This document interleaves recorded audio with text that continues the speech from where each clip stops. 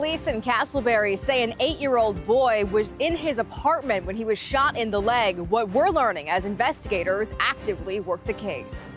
The storm we were tracking last week is now in the Caribbean and getting a little better organized. We'll talk about where this thing could potentially be heading in a few minutes. And Florida is now taking on a popular gaming platform your child may play, why they are calling it a breeding ground for child predators. Streaming on clickorlando.com and broadcasting live, you're watching News 6 at 4 p.m. We've learned the weekend shooting of an 8-year-old boy was no accident. Yeah, that's just one of the new details we've uncovered about yesterday's shooting at the Gold Elm at Regency Oaks Apartments in Castleberry. That's right off 436 near US 1792. The boy was shot in the leg. Your Seminole County community correspondent Catherine Silver found out police believe there could be a second victim. Investigators here tell us after the shooting, another person showed up at a Centracare in Orange County, and that person could be connected to this case. There are still a lot of questions about what happened this weekend and why. This apartment complex close to 436 is where Castleberry police say an 8-year-old was shot in the upper leg Sunday afternoon. As he recovers at a children's hospital, detectives tell News 6 the shooting wasn't accidental and it was not an incident of domestic violence. That's crazy. Neighbors we spoke with Monday said this isn't the first time they've seen police here. There was a murder out front of my building a couple of years ago. A young man shot his uncle right there in the parking lot. But they were disheartened to hear this time a child was hurt. I think it's even more egregious than anybody else getting shot. The kid's a kid. What did he possibly do? Off camera, another woman told us she heard about 5 shots Sunday. Police were called to the complex just before noon when they launched their investigation. They say they are actively working the case. Police also tell us that witnesses may have seen a vehicle leaving the scene. We are asking them a lot of questions, including how the 2 people who were shot could be connected. We'll let you know what we find out. In Castleberry, I'm Catherine Silver, News 6. We're keeping a close eye on a tropical wave moving through the eastern Caribbean, and you may have some questions about this one. Yeah, meteorologist Jonathan Kagas joins us now to explain what we're looking at there, Jonathan. Yeah, so far so good in terms of everything happening as expected. It's still on the weaker side in the eastern Caribbean. We were talking this, and we talked it was going to be a slow-going process here, but it's still very broad. It has the wind speed to be classified as a tropical system, but it does not yet have the organization. Low-level center is necessary, and under that whole blob of cloud mass in the eastern Caribbean, not yet been able to do that. It is expected to do so over the next couple of days, but over the weekend, you may have heard this was designated as an invest, that area of investigation. So now we get the fancy computer models to be run on this, and you see continuing to go back off towards the north and west. And there's likely going to be some shenanigans in the central Caribbean due to the fact there's going to be high pressure kind of pushing back on the thing. So it's likely going to stall somewhere in between Jamaica, southern tip of Cuba, and then towards Hispaniola. So I am getting cautiously optimistic that we're not going to have to worry in western Cuba, certainly Florida or the Yucatan, not completely off the table, but likely going to start to make a turn to the north somewhere between the Cayman Islands and the western tip of Puerto Rico. We're going to talk much more on what's steering this thing coming up in a few minutes. In terms of our evening, we've had the clouds in our sky today behind one cold front. We will see clouds go on the decrease. Pretty nice evening coming away. We'll talk much more about that in a few minutes, guys. Jonathan, thank you. The state of Florida is taking on a popular children's game. Leaders say it has created a platform that puts kids who play it at risk. Yeah, the state attorney general announced today he is launching a criminal investigation into the gaming platform. News 6's Stephanie Rodriguez has the story. A breeding ground for child predators. That's what Florida AG calls Roblox, a game with 380 million monthly users worldwide. In April, the state issued a civil subpoena against Roblox. This, the AG said, uncovered proof that these predators solicit information and locations from children in an effort to abuse them. The state claims Roblox is aware of this and allows the game to be used this way. The criminal subpoena is focusing on grooming, inadequate age verification, failure to warn or protect children, failure to report incidents, and insufficient content moderation. Over 30 families in 2 states are suing the company. CBS News spoke with a father who was part of a lawsuit against Roblox, who says a predator posing as a 16-year-old offered his son Roblox gift cards in exchange for sexually explicit photos, which the son sent via Discord, a different gaming and chat platform. At a certain point, it was, tell me what your address is. And when he said no, he's like, well, I have these photos of you, I'll tell your parents. Roblox's chief safety officer told CBS News that the company does not allow image sharing and filtered chats and has rolled out over 100 safety features this year, including age estimation and increased chat monitoring to protect all users. The AG claims that of the 1,000 child predator arrests in the state so far this year, many of those investigations led back to Roblox. And if the company is not willing to work with the state on improvements, they'll see them in court. I'm Stephanie Rodriguez reporting for News 6. Now to a death investigation in a wooded part of a neighborhood. Investigators say they found the remains Friday near Southwest 27th Circle in Marion Oaks. Now they're working to identify the remains and figure out how the person died. Investigators have not released any other details in the case. As soon as they do, we'll keep you updated. Investigators are searching for the man who they say posed as an Uber driver and attacked a woman. According to an incident report, the victim told investigators a man in a silver SUV stopped in front of her while she was walking at 4 a.m. early Saturday in Osceola County and posed as an Uber driver. When she got in the car, investigators say the man made inappropriate sexual comments and refused to let her out. The victim says she screamed and fell out of the car while the man drove away. She made it to the Rebel gas station near Cross Prairie Parkway and Erlo Bronson Memorial Highway. An employee called 911. We spoke with people who live in the area. One man says something similar happened to his sister. When my sister told him, let me see your phone, and it's not marked, none. Then she got scared and she told him to pull over. In that case, the woman was able to get away. Investigators now say they do not believe this is a kidnapping, but they are seeing if it rises to the level of false imprisonment. The suspect is described as a Hispanic man in his early to mid-30s with a handlebar mustache. Anyone with information is asked to call the Osceola County Sheriff's Office. Central Florida already has the most red light cameras in the entire state. Now there are going to be even more. Today, leaders in Orlando finalized plans to more than triple its number of cameras. Orlando's camera network will expand from 25 to 80, as you can see here on this map. The city says every location was picked based on data, and each camera will be clearly marked before enforcement begins. Now, starting next year, if you happen to run a red light, you can expect to get a $158 ticket in the mail. While the city cites safety, drivers suspect something else is behind the expansion. It might be money-making for the city, but it's true that city has to make money somehow. So that's how they do it.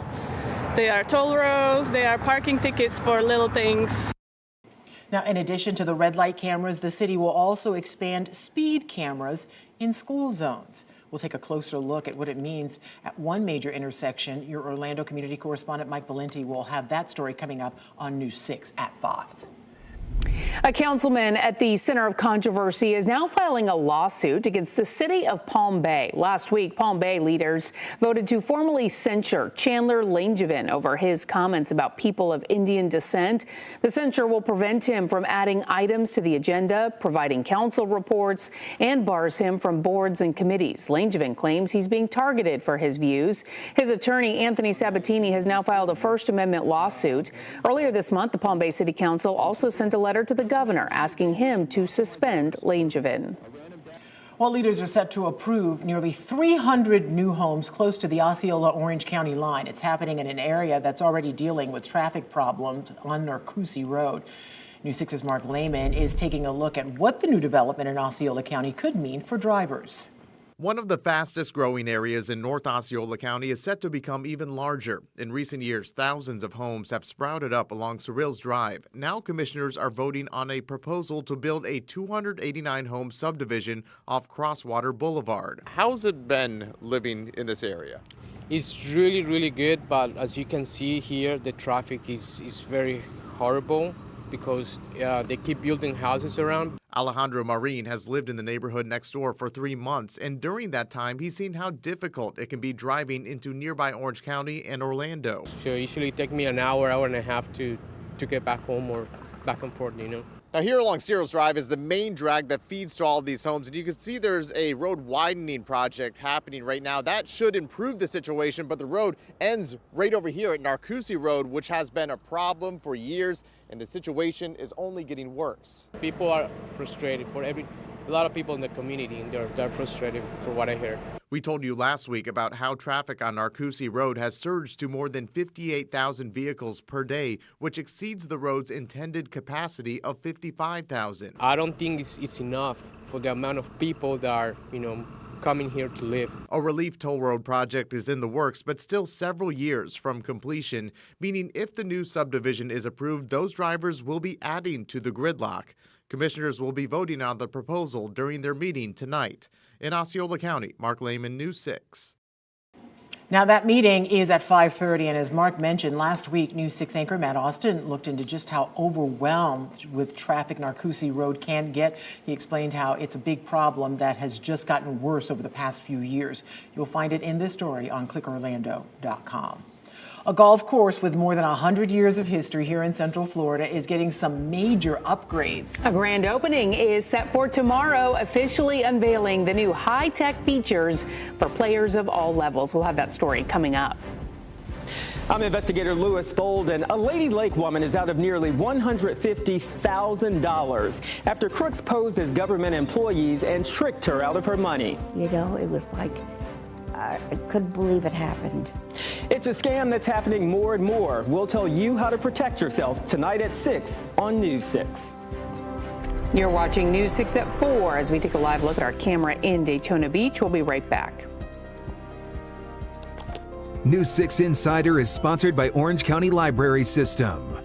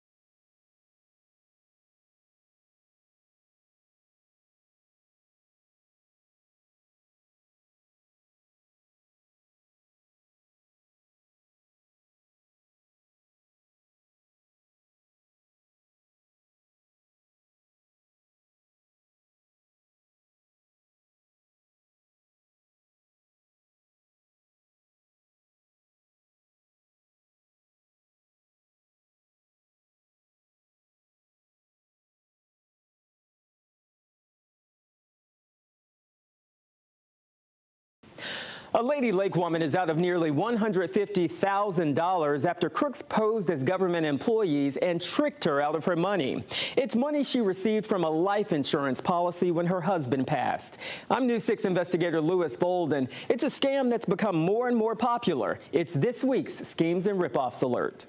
I couldn't believe it happened. 80-year-old Patricia Toder says the scheme that went on for weeks and cost her her life savings happened with a phone call. And they were so good at what they did. The caller texted her this government ID and identified herself as investigator Jamie Morris with the Office of Inspector General. First, she said Toder was under investigation. She scared the devil out of me. She said that I was going to be arrested. She later said Toder was actually a fraud victim and an employee of her bank was the suspect. She had me go to Wells Fargo and take $20,000 out cash. Okay. And because they said they had to take it and put it in the government to save my money. Relieved that she wasn't going to jail, Toder did as she was told. Because the bank questioned the large transaction, the crooks then convinced her to buy gold bars, lots of them. In cash and gold bars, Toder handed the crooks nearly $150,000. Why gold bars? I have not seen this. This is a first for me. Detective Brian Campbell with the Lady Lake Police Department says internet telephone scams are difficult to prosecute. But that's how they can get away with it. It's tough to trace. According to the Federal Trade Commission, government impersonation scams have skyrocketed over the last few years. In 2020, adults aged 60 and over who lost more than $100,000 had $55 million in combined losses. In 2024, that number jumped to $445 million. The FTC recommends you never move money to protect it. Hang up and verify by calling the agency directly and block unwanted calls. Don't pick up a call that you don't know. Remember, don't fall for the scheme. Don't get ripped off. But if you do, email me at theinvestigators@wkmg.com. I'm Louis Bolden, News 6. Just sad every time really you is. hear each and every one of those stories. All right, turning now to our forecast meteorologist, Jonathan Kegas is here. And Jonathan, the temperatures are pretty nice out there. Very nice. Yeah, we had that cold front come through last night, gave us a little bit of rain across parts of Central Florida anyway. And this is where we stand right now in the temperature department. We're back to the 70s in Daytona Beach. Oviedo, good evening. We are at 79 degrees, 82 in Orlando. We're back to the upper 70s in the Villages. You can track the forecast with our free News 6 weather app. You can also track any kind of rain, which we will not see tonight, but you'll also notice the clouds back on the decrease. Again, had a nice dose of rain for some of us, especially closer to the Big Bend through the I-75 corridor. Over the last 24 hours, picked up about 1.25 inches rain in Daytona Beach as we had that slug of moisture along that front push from northwest to southeast. Cool shot here of the Disney cruise ship leaving port. It's a live look. Port Canaveral, Brevard County with our Launch Credit Union camera. Temperatures right now at the port are in the upper 70s. Reporting some sunshine, at least at the airport. You still see we have some of the clouds. I do think we're going to be on a trend where we are watching the clouds go on the decrease for the rest of the evening into tomorrow. Now, the water vapor is deceiving a little bit. The orange shaded color on the screen represents the very dry air. Of course, we do have cloud cover around Central Florida because we're looking at about 15 to 20,000 feet when you're using the water vapor channel. So above that layer of cloud cover, we do have very dry air. I do think eventually as high pressure builds, we are going to scour out some of the cloud cover to allow our temperatures to fall a little bit tomorrow morning. Still a little bit warmer than where we should be by a notch or two. We're back to the mid-60s in Leesburg. Kissimmee will wake up to air temperatures tomorrow into the upper 60s. Now here's a look at the afternoon. Your forecast is sponsored by Renewal by Andersen. Temperatures a little warmer tomorrow. I think we'll see a little more sunshine, still that sun cloud mixture though. Rain chances up to 20%. That's mainly going to be south and east of I-4. Out ahead of another cold front. So we're starting to get these parade of cold fronts. So while the last one didn't have a big bite to it, out ahead of the next one, we're going to watch the warmth kind of surge back up the Florida peninsula. That'll take our temperatures into the mid to upper 80s. So again, you're going to notice it a little bit warmer tomorrow. Tropical front, high chance for development. This is that wave again we were advertising all last week. It's slow trek across the Atlantic. It's still kind of discombobulated in the Eastern Caribbean. It's still going to battle some shear. The Eastern Caribbean is widely known as the graveyard to tropical systems, and it's hard for these things to materialize where it's at right now. Still, though, the opportunity is there as it moves to the central Caribbean, 90% shot for development. The disturbance right now still does not have a closed circulation, and that's what is needed for these things to start to really gain strength in the Caribbean. Once we see this movement to the west, there's still a little bit of uncertainty as to how far west it gets. Again, I'm still optimistic this is going to bend to the north and east away from Florida, but really interest as far to the west as the Cayman Islands need to be watching this. And eventually this is going to nudge itself to the north or get pulled north, but nonetheless, there's still a little bit of uncertainty as to when that happens. We're back to the mid-80s on Wednesday. That's when our second cold front comes through, and you see what happens. A little bit cooler getting into the end of the work week. Rain chances back up to 20% as we move to the back half of your upcoming weekend, guys. All right, Jonathan, thank you. Leaders are getting ready to mark a new era at a golf course with more than 100 years of history. We want families to come out on an evening and sit around and hit golf balls the same way you would at Topgolf and other those places. How one of Central Florida's oldest golf courses is taking the fast track to the 21st century. That's next. A live look now at downtown Orlando from our Light Orlando Delivering Hope camera. You're watching News 6. We'll be right back.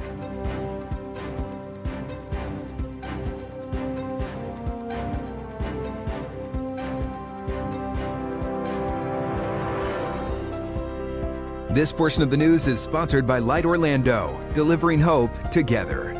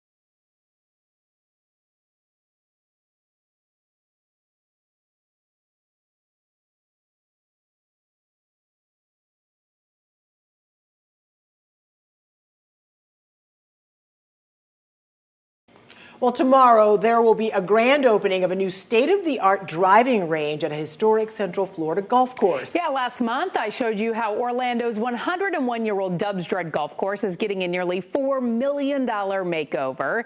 The new driving range and golf learning center is made for players of all ages and skill levels. The revamp includes 40 bays as well as a learning center. So when the weather gets rough, students will be able to step inside the new air-conditioned high-tech tee box.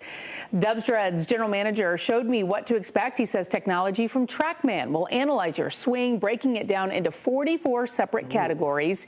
Each golfer's shot will also be tracked by Doppler radar. We'll be able to give the classes, they can hit full shots out into the range, get all that instruction, and then just turn around and now work on short game shots into the practice green. You've got just straight practice scenarios. You got different games you can play. You can actually play different golf courses. And I'm very excited to say that TrackMan is actually going to map Dubsdread Golf Course. So any other TrackMan facility has the capability of downloading that and playing that course as well. Now, construction on all of this started back in April. Tomorrow morning, city leaders will hold the official grand opening. Can you break your swing down into 44 different categories? Yes, apparently you can. Yes, speed, angle, all the things. That's a lot. Yeah. Now to a heist in plain sight at one of the world's most famous museums. Yeah, thieves managed to pull it off in just 7 minutes. How thieves got into the Louvre and stole priceless jewels, including a tiara. That's next. Plus, Seminole County leaders are firing back against the state CFO who has accused them of overspending $48 million. A beloved member of a school community drowns in a kayaking accident. The impact he had on families and their small children who are no longer seeing him each day. I'll bring you this tragic story coming up.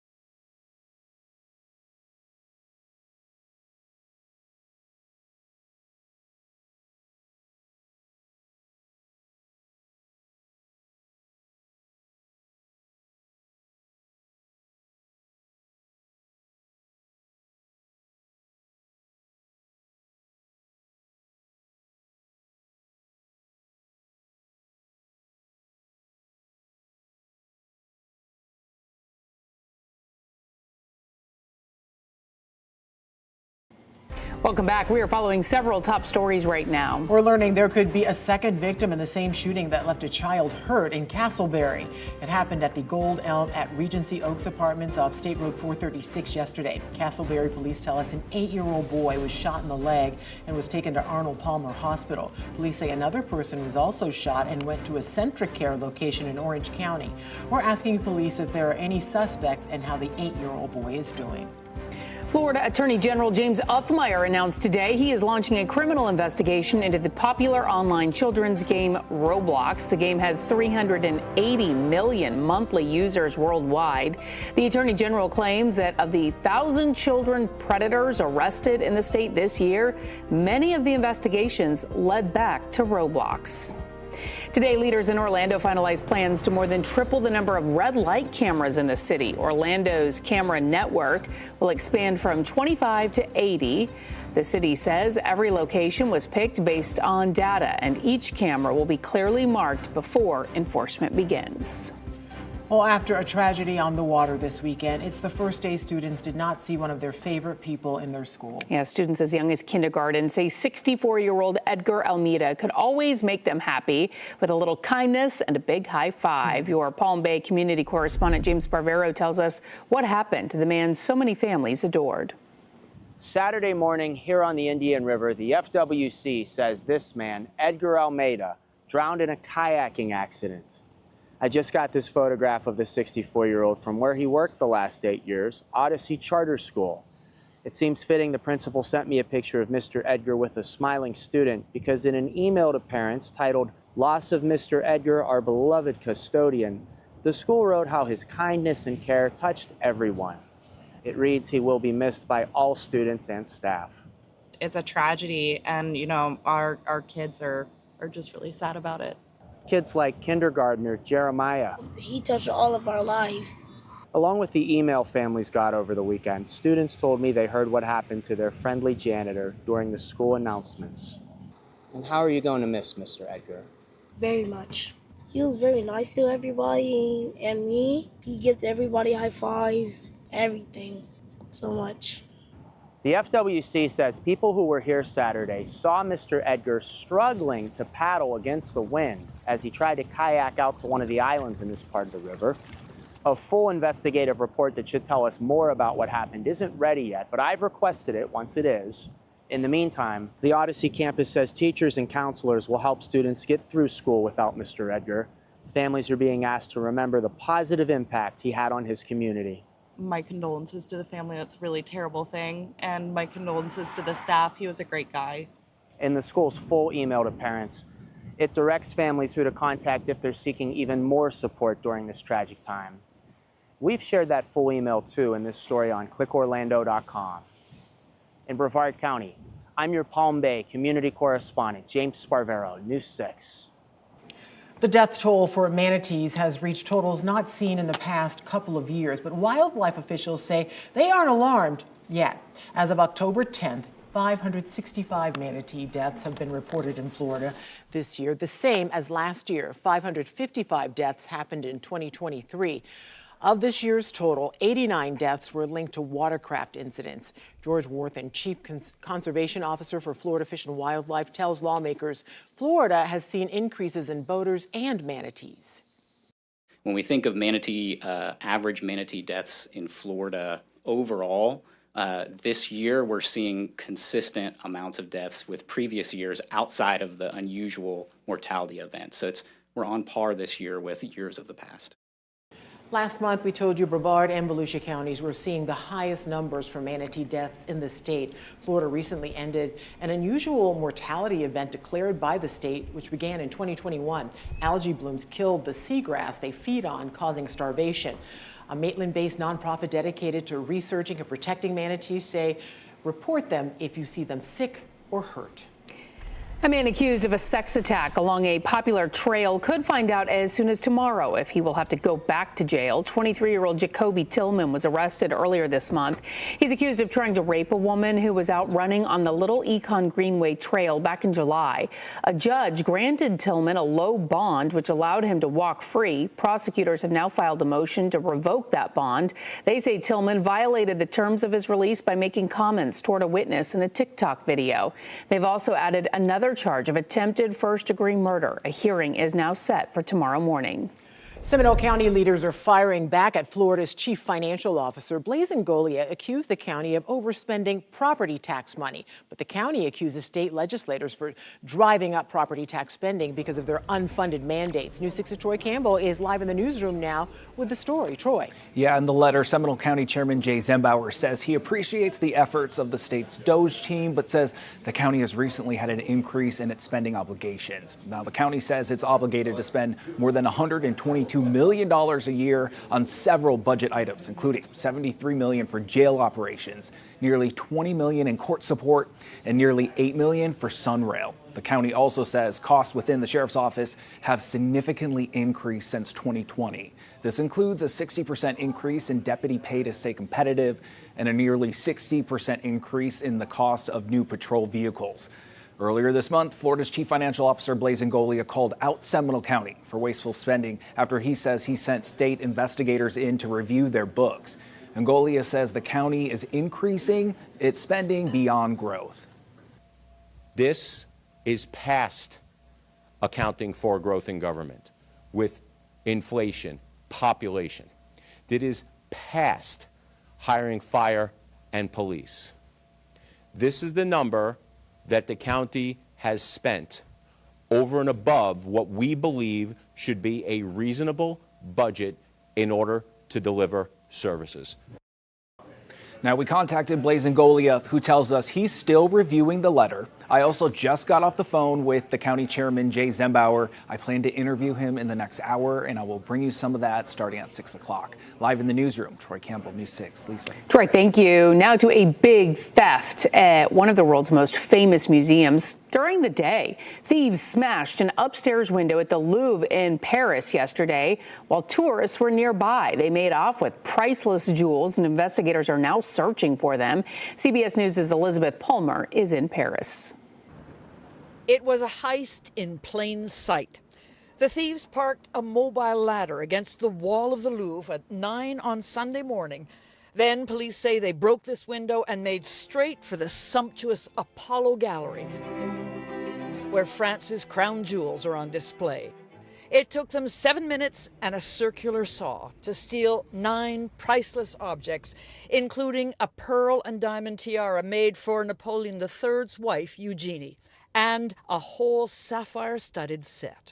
David Chanteron is an art historian who's worked in the Louvre. What will the thieves do with the pieces they've robbed? It's very difficult to know what's happened after this moment. It's possible, he says, the robbery was a special order for a private collector, but more likely the treasures will be broken up and the gems sold. All that is, except this crown. The robbers dropped it in the street as they made their getaway. Wasn't the glass in the display cabinets reinforced somehow? Incredibly, he says, it wasn't. After the robbery, tourists were ushered to the exits. Many disappointed not to see the star attraction here, the Mona Lisa, though not Jim and Joan Carpenter from California. It's great. This is our last day of a long trip, and this is the most exciting part today. Today, more tourists were outside the Louvre, some to visit, others to see the scene of the crime. But no one is getting inside. The Louvre is closed for a second day to let police and museum security experts do their work. Elizabeth Palmer, CBS News, Paris. In just a few hours, leaders in Deltona are set to vote on changes to the travel policy for elected officials. There was controversy earlier this year when the people from Deltona attended the inauguration of President Trump while he was in Washington, D.C., attending a conference of mayors. The city council found he knowingly violated policy, but did not have enough votes to impose sanctions. So the new policy makes it clear anyone who chooses to extend a business trip will be held responsible for all non-business related travel. It also clarifies the rules for using city-owned vehicles and makes it clear that expenses for non-employees and guests are not eligible to be reimbursed. Tonight's meeting is set for 6:30. Florida Gators football is in need of a new head coach. The team fired head coach Billy Napier. He's ending his run in Gainesville with a 22-23 record. He did win his final contest as Gators coach, though. This is video of him from Saturday's 23-21 win over Mississippi State. But against the stiffest competition, Napier's teams were just okay. The Gators last won the national title in 2008. Longtime assistant Billy Gonzalez will serve as interim coach. Today, Florida Athletic Director Scott Strickland and Gator players discuss the firing. Sports reporter Nathaniel Rivas shares what's next for the team on News 6 at 5. With the government shutdown now reaching day 20, a local airport is working to help employees going without pay. Yeah, coming up, the food drive going on and the people who are showing up to help out. Should have cloud cover go on the decrease tonight. We do have another cold front on the way. That arrives the middle portion of this upcoming work week.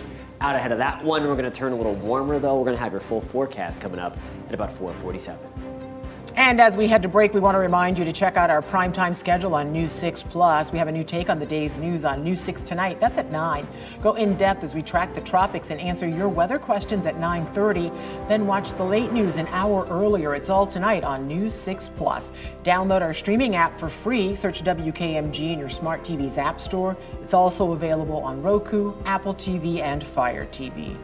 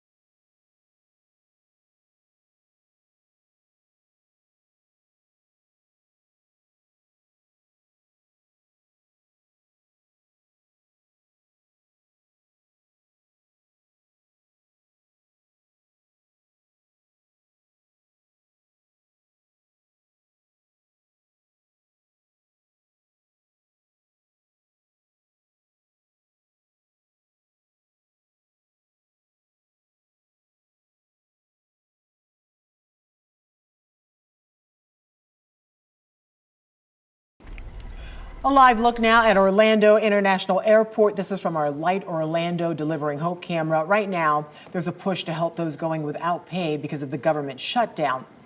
We are now in day 20. The Greater Orlando Airport Authority has launched a food drive to help TSA agents and air traffic controllers. News 6's Alex Cook went to go check it out. I'm just outside the departures section of Terminal C at Orlando International Airport, where airport employees are taking donations for federal workers like TSA agents who aren't being paid during the federal government shutdown. All day, people have been pulling up, offering groceries and gift cards, and they will be out here through Friday accepting those donations. I spoke to one woman who said she's worked for an airline for decades and wants to support those TSA agents who keep travelers safe. I have nothing but respect for them working and showing up each day to keep us all safe. Cheryl worked at an airport during previous government shutdowns and knows how hard it can be on the federal workers like TSA agents, air traffic controllers, and customs agents who still have to work despite not getting paid. Orlando International Airport sent out this list of donation suggestions, which they note must be non-perishable, unopened original packaging, and not expired. They're also emphasizing that you can donate gift cards to grocery stores like Target and Publix to help with their grocery bills. I raided the pantry at home, my hurricane supplies. There's Chef Boyardee ravioli, there's Spam, there's nice Progresso soups and breakfast cereal, fresh bread. Lance Little, CEO of the Greater Orlando Aviation Authority, wanted to thank the federal workers for keeping travelers safe even through this difficult time. They've just been doing a tremendous job under the circumstances to keep our airport open. He says the food drive is the least the airport can do for the federal employees who work there and is happy to see people donate. It shows how much people care and how much people value our federal partners. People like News 6 viewer Marty Bassett, who has been following the news about the shutdown closely. And my husband and I brought food for the workers here that, you've been talking about on Channel 6. And so we went through our pantry last night and we came up with 4 boxes of canned goods and different things that we wanted to bring and give to the workers. Cheryl's donation came with a message of hope. And right on the box, I put a note from a quote from a gentleman, a reverend called Dr. Robert Schuller, and it says, "Tough times never last, but tough people do." In Orlando, Alex Cook, News 6. Again, you're asked to bring donations to the Terminal C departures curb at Orlando International Airport from 9 a.m. to 2 p.m. now through Friday. Orlando Executive Airport will also be taking donations all week. Requested donations are non-perishable food items, pet food, soap, and cleaning supplies. They're also taking $10 gift cards to places like Publix, Walmart, and Target. I just think Miss Marty is the sweetest for Absolutely. doing that to help our neighbors. Meteorologist Jonathan Kegas joins us now, and we're seeing a little bit of cloud cover in the area, but still pleasant. Still very nice outside. Yeah, certainly on the cooler side, of course. When you take the sun out of the equation, that certainly helps, of course. We do have a couple of breaks in the clouds, and I think that's going to be the trend going forward for the rest of the evening to get a few more breaks in those clouds. As a live look right now, Port Canaveral, Brevard County with our Launch Credit Union camera. Of course, you can always follow the forecast by downloading that free News 6 weather app. You can send us any of your weather pictures on that app as well, and we can showcase them right here on TV. Again, some sunshine being reported at the airport. The drier air is trying to work its way. You can clearly see where we have the humid air versus not so humid air. Still, dew points, again, the most important number when it comes to your comfort. When you get these numbers right around 70 or certainly in the 70s, that's when it feels pretty humid outside. 50s and 40s, certainly 30s, that's where the air is really dry. So you have some of that trying to funnel in down the Florida Peninsula right now. I think there's a better opportunity for that drier air to really happen and really push through as we get up to the next couple of days. Another cold front comes through on Wednesday, so we're going to be on that tolerably humid next couple of days, but then you see that drop off there by the time we get into Thursday. Another system then works into Central Florida as we get into the early stages of next work week, but ahead of that, I think we'll have a humid end to the weekend coming up with dew point temperatures again getting back to that 70 degree. That's that humid threshold again by the second half of the weekend. Tomorrow morning, a nice pleasant start. We're back to the upper 60s in Oviedo, hanging around 70 in Orlando. Leesburg, good evening. Tomorrow morning, we're going to start in the mid 60s. Now here's a look at the afternoon. Your forecast is sponsored by Ramjack. High temperatures tomorrow, a little bit warmer. That's out ahead of our next cold front. Will shift our winds to a more southerly component to pump in some extra warmth. We're back into the mid to upper 80s tomorrow. Rain chances, most of us are dry, but I think late in the day tomorrow, we're going to have the opportunity to fire off a few downpours ahead of that front. Rest of tonight, you're going to notice again the clouds go back on the decrease. We're already seeing that in progress. And again, overnight, I think it should be pretty quiet. 4 or 5 o'clock tomorrow morning, you'll notice clouds go back on the increase as a result of some of that extra moisture trying to push back through central Florida.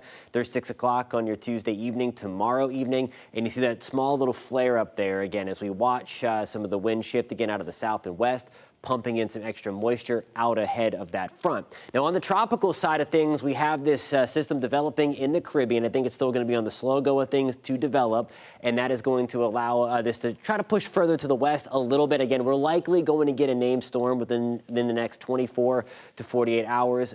By and large, cautiously optimistic, this thing bends to the northeast away from Florida. But just watching a couple of things here, big chunk of high pressure in the upper levels of our atmosphere going to build, kind of work its way across the Yucatan Channel. There would be the storm right there. So again, this particular model, this is the American GFS, has it kind of working its way toward Hispaniola. But you'll notice over the next couple of days, kind of just meanders and spins out there. That's because of this thing pushing back down on the system.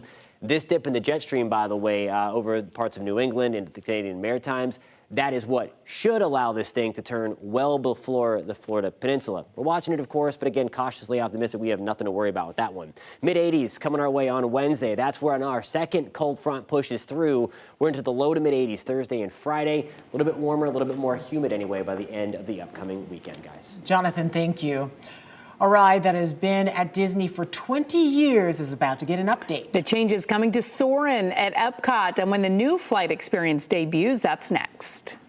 Coming up in the morning, fixing some of Central Florida's busiest roads. One local county is out with a new list of the top spots in need of improvements when drivers could see some relief. Plus, weather and traffic every 10 minutes. We'll see you for News 6 mornings starting at 6.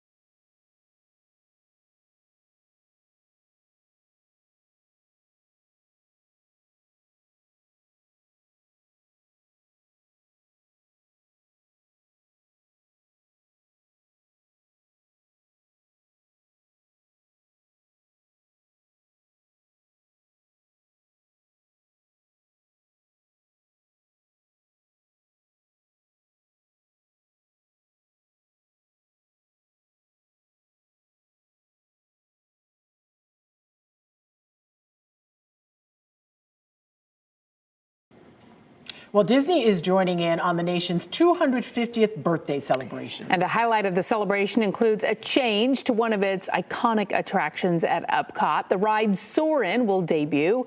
Soarin' Across America. The updated immersive flight experience will take guests on a journey across the country, showcasing America's natural beauty and iconic cityscapes. Right now, the ride showcases different landmarks around the world. The new update celebrating America will come out next summer. And remember, you can get the latest theme park news sent right to your email. Sign up for the In the Loop Theme Park Scoops newsletter at clickorlando.com/newsletters.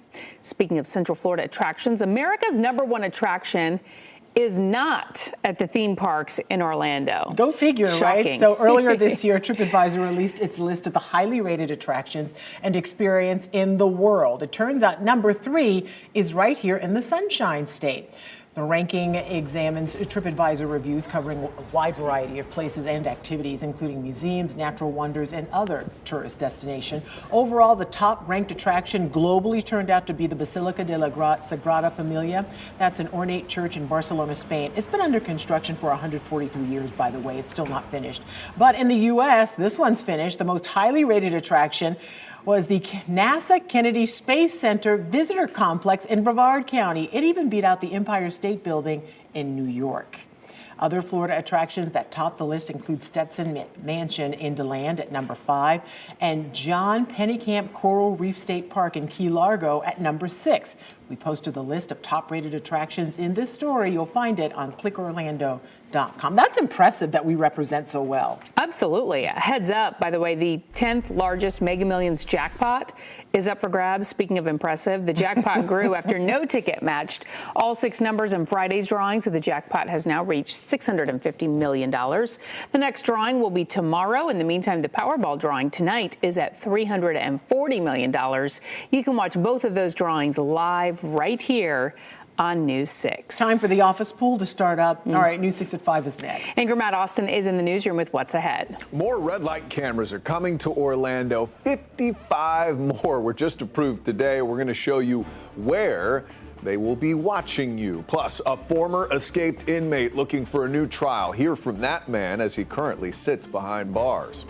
And Gator head football coach Billy Napier is out in Gainesville. We're hearing from the man looking to turn around this season. Your forecast is only minutes away. Don't forget, you can stream all of our newscasts and live cameras like this look at Port Canaveral for free anytime on News 6 Plus.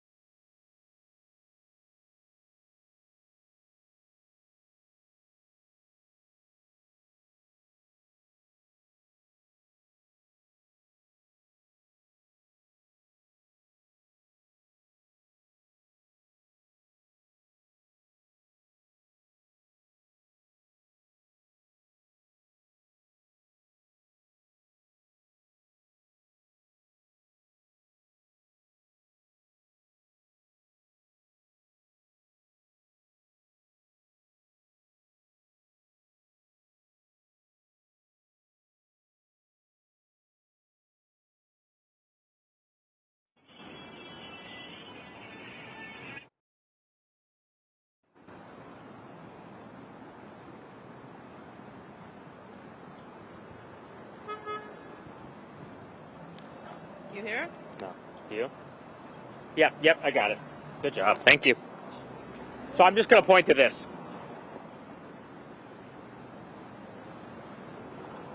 Yeah, I got you. Sorry, I was having some issues with my AirPods connecting to my phone. So, just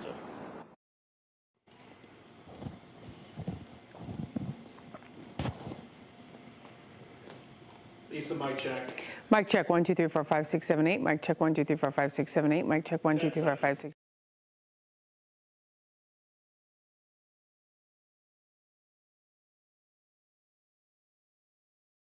Now at 5, 55 more red light cameras approved today in Orlando, bringing the total to 80 across the city. We'll tell you where they're going up. Plus, an inmate who escaped the Osceola County Jail 15 years ago is getting a hearing tomorrow because of new evidence that could see him walking out of here this time legally.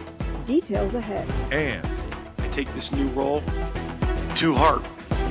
It means a ton to me. Billy Gonzalez is the new top Gator leading Florida football. The first words from the interim coach following Billy Napier's departure. You're watching News 6 at 5.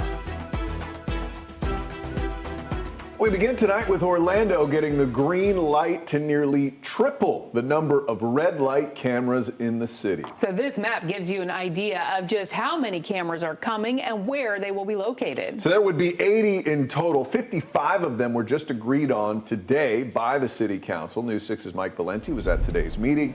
He fills us in. Mike?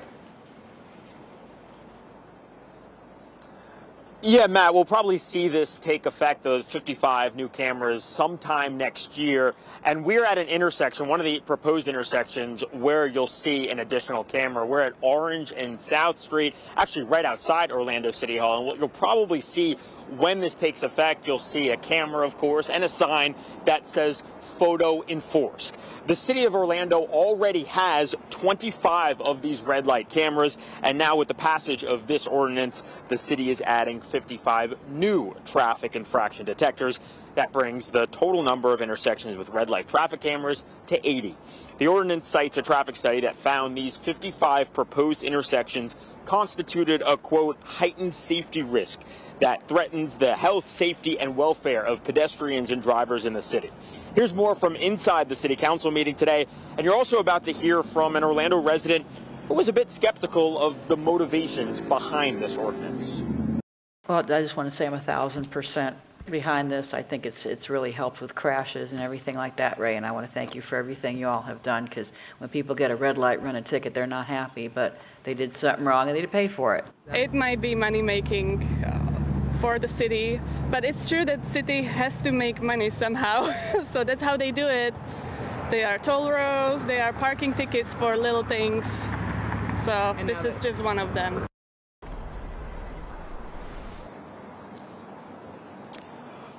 So again, heads up for drivers, sometime next year, it's not exactly clear when, but sometime next year, if you're driving here at Orange and South and you run a red light, which you should not be doing, but if you do run a red light, you'll get a notice in the mail that says you owe the city $158. That is the standard penalty. But within the first 30 days of this being enforced, there will be a warning system. So after that 30 days, though, that is when you'll start having to pay that penalty.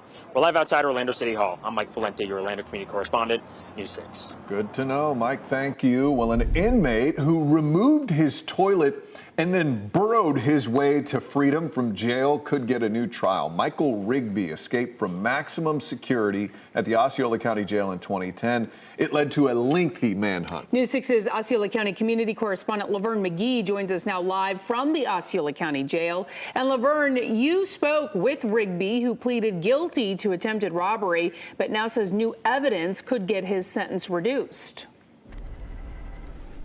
Yes, that is right. I did speak to him. He's actually in here behind me at the Osceola County Jail, and it was years ago, 15 years ago, that he managed to escape through that toilet, through the pipes, wriggling his way through there. Eventually he was caught, and I spoke with him about what this new evidence is that could possibly see him walking out of here legally.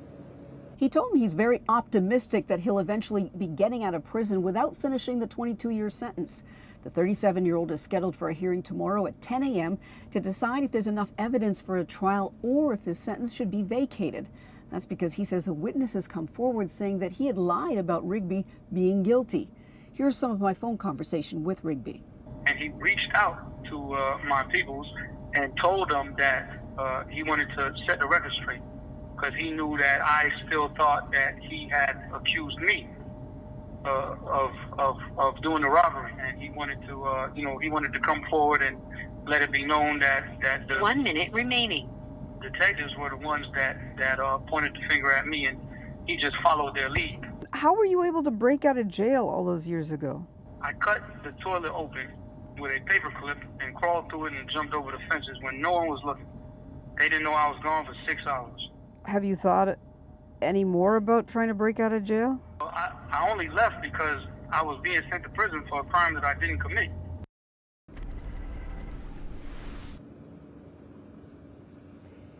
And so he told me that witness came forward because he actually wrote a book called Kingdom of Love talking about his escape, and this man came forward. So tomorrow there's going to be a hearing. I'm going to be there, and then he told me that I can speak with him, hopefully if the jail permits, if the leaders here permit me to speak with him after that.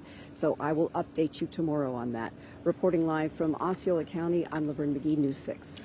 All right, Laverne, what a story. Thank you. Well, a beautiful start to the week, though there are some cloudy skies out there. Meteorologist Jonathan Kagas joins us now. So, Jonathan, what can we expect as we move through our work week? Yeah, I think we're going to have some ups and downs for sure as we have a couple of cold fronts we're tracking. We're also tracking the tropics, of course. We were talking last week about this system getting into the Caribbean, and here it is now in the Eastern Caribbean. It's still weak. It is still disheveled. So this is one of the options that it would likely be, because we call the Eastern Caribbean the tropical graveyard, as there's typically a lot of wind shear in this part of the world, and that's what it's doing right now, which will allow it to get it further west. I am optimistic, though, that these cold fronts that we continue to talk about and track are going to send this thing packing to the east of Florida. Now, big-time issues for the Caribbean. You see a couple of these models do some weird things.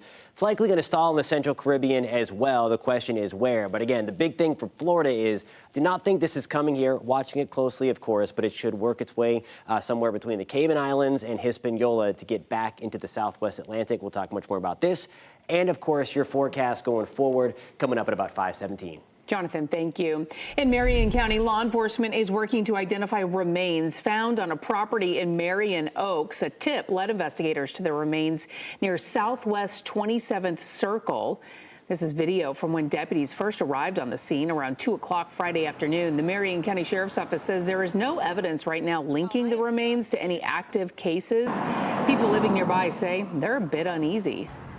I've been here 28 years, right in here. Wow. Kids grew up here. Does it make you feel nervous for, the kids that are now growing up here? Of course. We're going to continue working to find the latest information on this case. We'll bring you updates over on clickorlando.com. Snapchat, Facebook, and other online platforms are getting back up and running after a major outage this morning. All the sites that went down are part of Amazon's online platforms. Amazon said the outage was caused by a problem with their cloud service operations. The issue lasted about 3 hours, according to the company. Experts say there is no indication the outage was the result of a cyber attack. A new era in the swamp tonight. Gators coach Billy Napier fired over the weekend and replaced with interim coach Billy Gonzalez. News 6 sports reporter Nathaniel Rivas was at the press conference today where Gonzalez spoke for the first time since that big change. The Billy Napier era here at Florida was filled with highs and lows, but in this results-driven business, Napier was fired on Sunday, leaving with a 22-23 record in 4 years. In a somber mood today, Gators athletic director Scott Strickland reflected on Napier's time here, but he couldn't pinpoint one specific reason as to why it didn't work out with Napier. I had a lot of faith in Billy and had a lot of confidence because he has so many traits of what it takes to be successful. These things are inexact science when you're dealing with choosing people, right? And I'm not exactly sure why.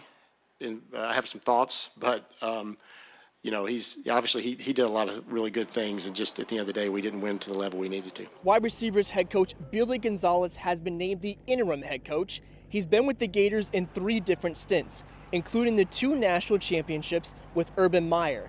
and he's not taking this new position lightly. It means everything to me, and it all comes back down to, you know what, it's do your job. And we have a job to do. We were hired here to do a job. And the great thing about it, Coach Napier put a staff together. And I'm looking around at some of them, and you see they're all on board. Strickland St. Gonzalez will finish the season at the helm and will look for a new head coach when the season ends, with the help of the turnkey ZRG search firm.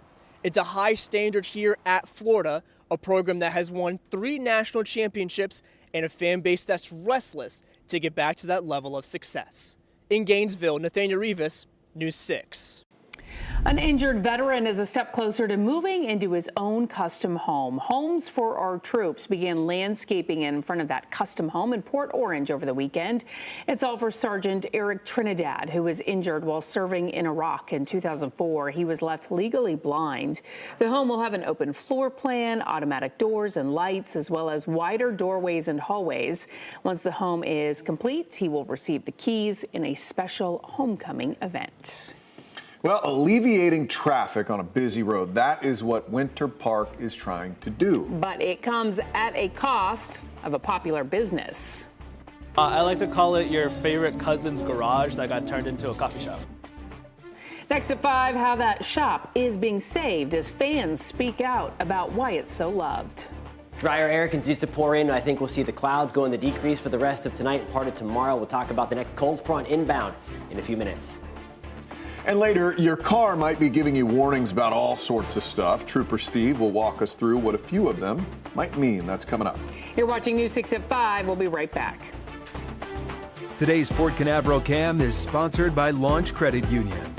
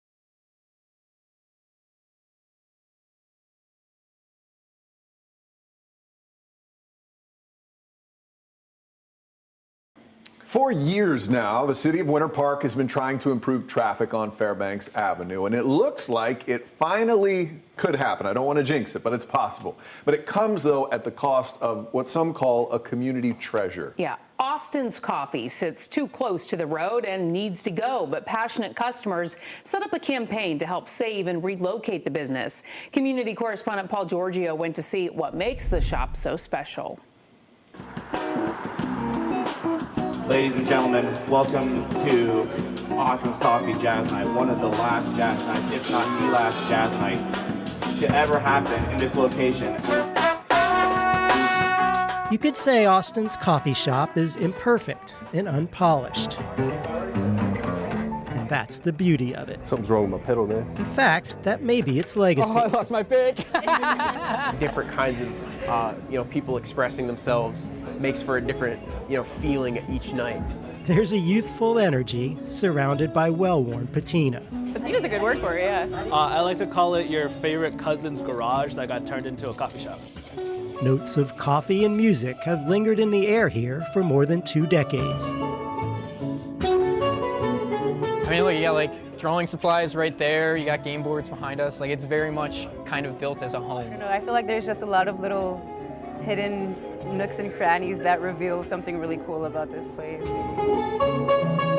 The building, no bigger than a New York City apartment, I love the brick wall with all the different little notes. has housed a community. It's important because you can come to a place like this as an artist and get on stage and not feel the pressure that you're going to feel. Maybe get over your nerves, get over the jitters. Our first set ever was here at Austin's. From music to comedy, every night of the week, the stage, barely a foot tall, has lifted aspiring artists. It's hosted over 70,000 performers on this stage, okay?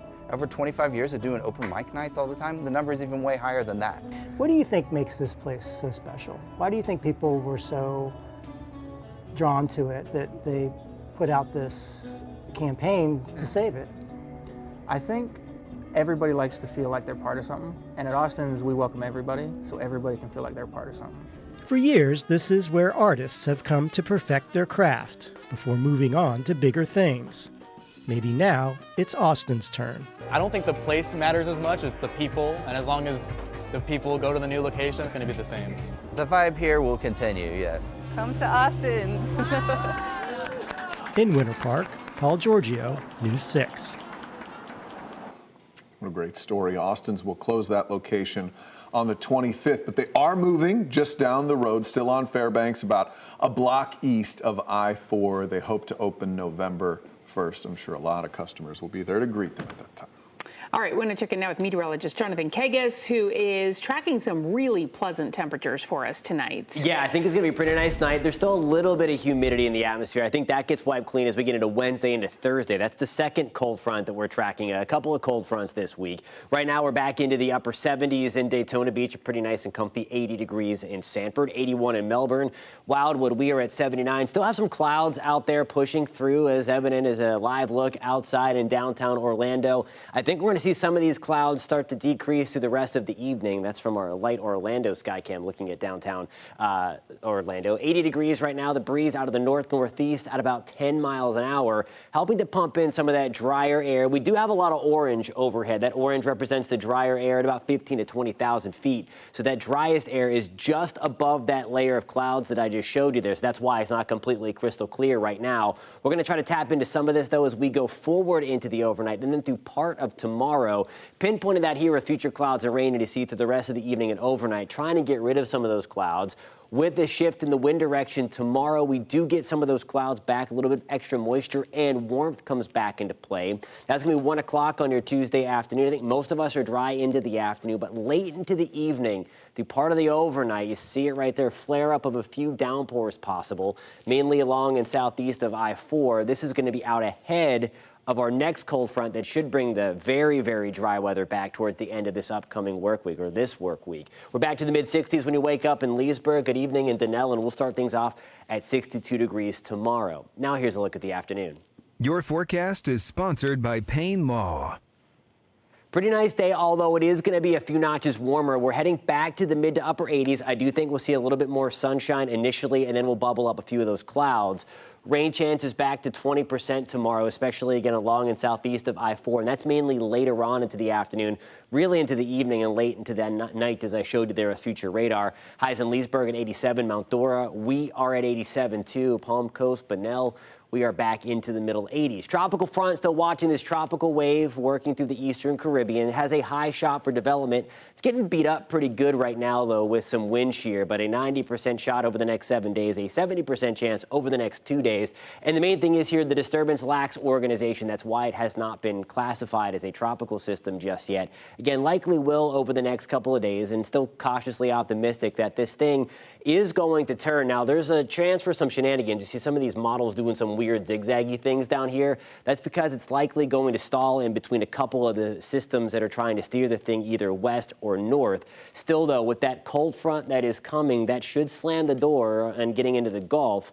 Watching that closely, but again, all indications are that even if it does start to get itself far west, closer towards the Cayman Islands, it should still work its way north and east and away from Florida. Again, watching it closely, but cautiously optimistic. 86 degrees on Wednesday. We're back to the middle 80s on Thursday. And then some of that cooler, drier air comes in by the end of the work week and start of your weekend. Temperatures in the low 80s with sunshine on Saturday, guys.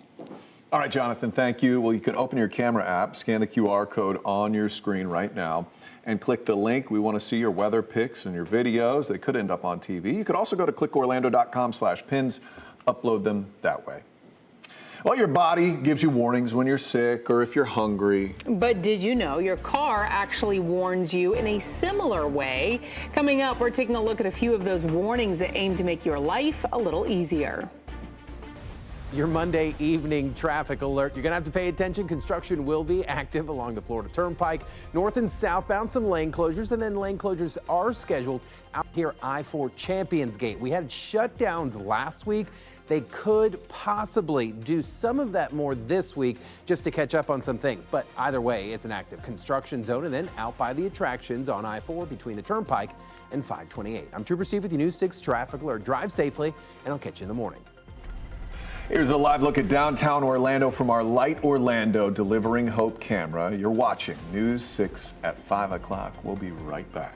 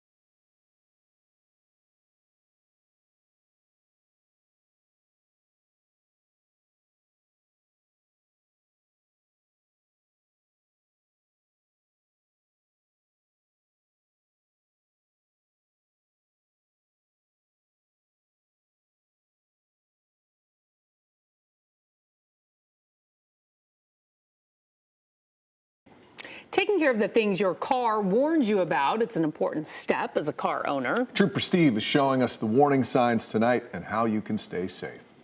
You ever get frustrated, maybe pulled up to the gas station and forgot which side your gas cap was on? Or a random fuse went out and you didn't get a warning?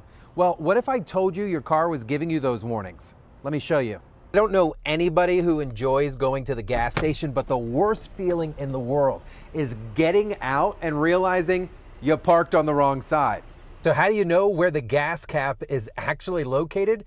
Every car, if you look at your gas gauge next to the gas emblem, you will see an arrow. The arrow is telling you what side of the car your gas cap is located. Having tint on your windshield is a personal preference, but there are limitations. You cannot put anything past what's called the AS1 line. What is that? Let me show you. The AS1 line is exactly that. It's an indicator on your windshield that indicates AS1. This is a standard automotive glass indicator on your windshield that says basically no tint below this line. And the last one that I'll give you guys for today, simple one, but anytime that blinker starts blinking a little too fast, well, that's the first sign that fuse is about to go and it's time to replace it. The key to any relationship is communication. So take a pause, listen. Your car might be talking to you. I'm Trooper Steve, News 6. All right, coming up. The city of Mount Dora could be one step closer to some long-awaited parking solutions downtown. What's being proposed and how it could help solve some of those parking problems. And an even bigger nightmare along Narcoossee Road. Could it happen? Maybe. We'll tell you what the county is doing that could increase traffic on this very busy road. That's coming up. As we take a live look at Daytona Beach, you're watching News 6. Keep it here. We'll be right back.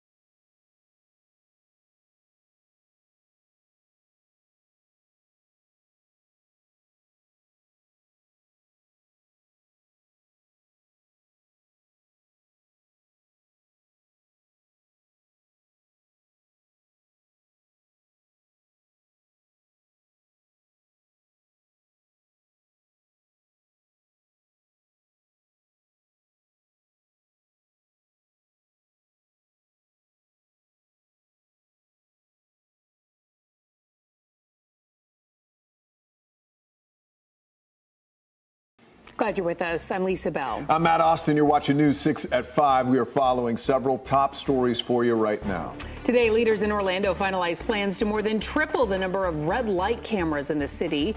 Orlando's camera network will expand from 25 to 80. The city says every location was selected based on data, and each camera will be clearly marked before enforcement begins.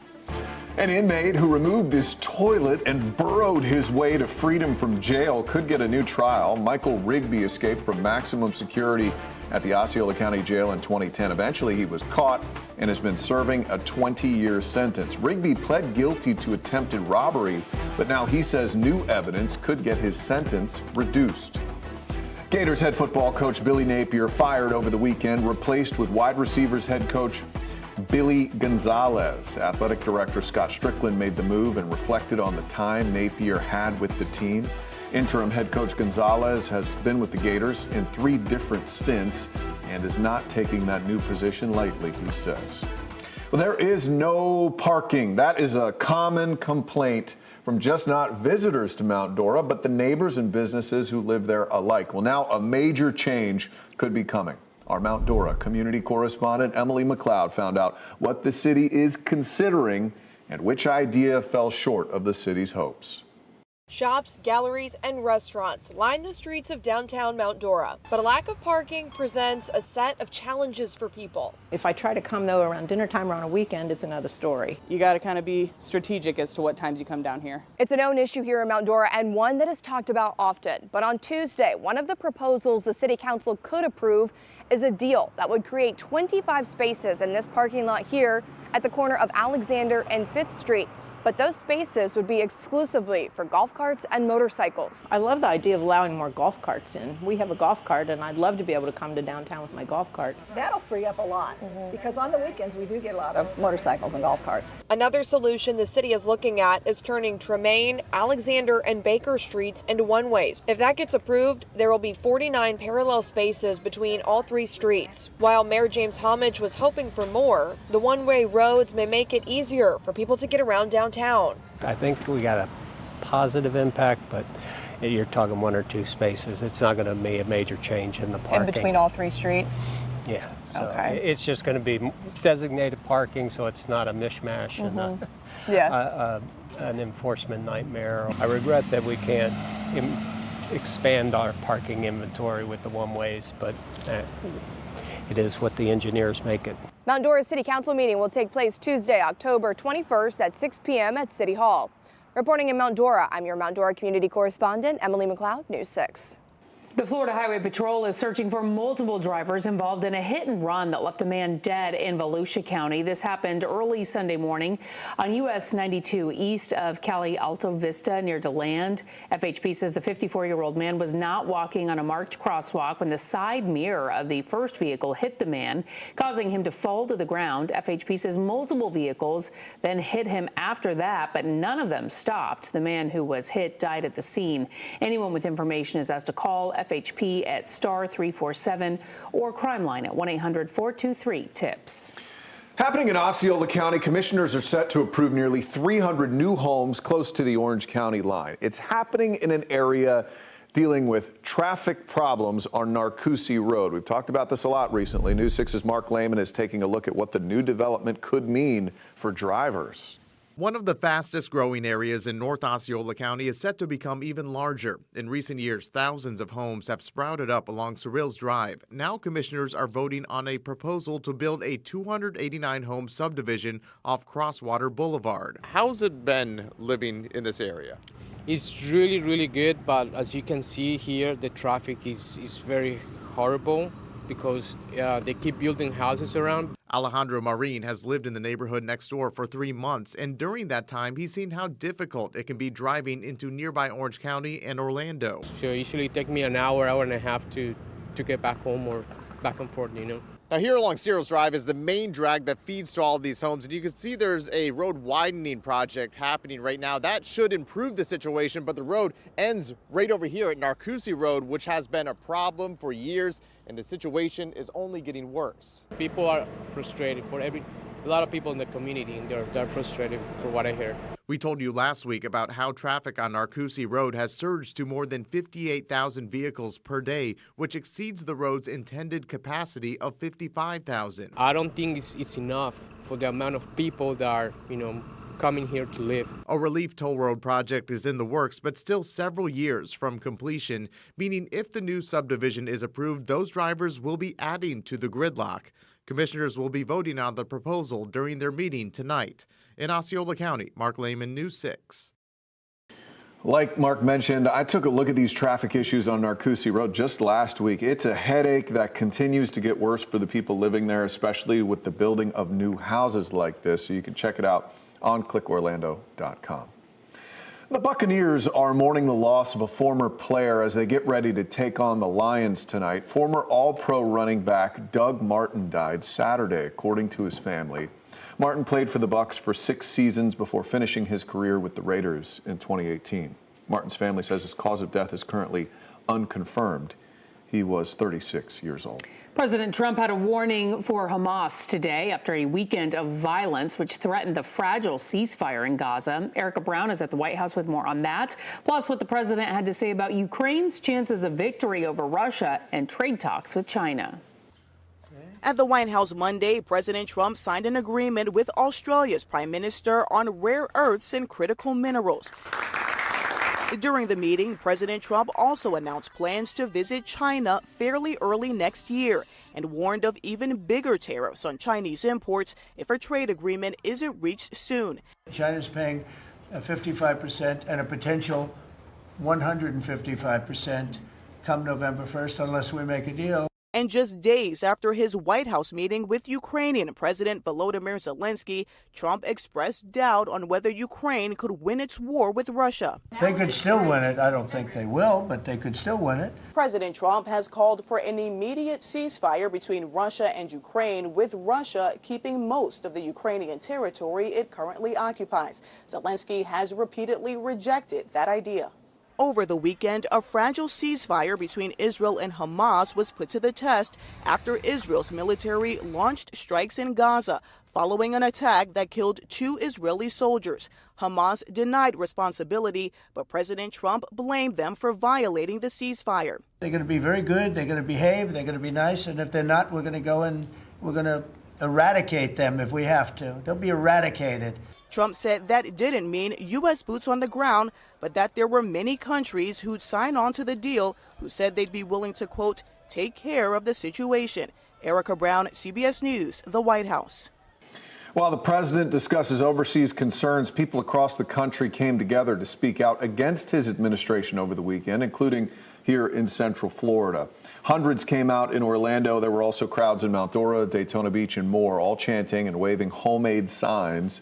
News 6's Orange County community correspondent Jana Manohalal spoke with people on each side. We are literally in the middle of a fascist government authoritarian takeover, and if we don't stand up now, things are going to get worse.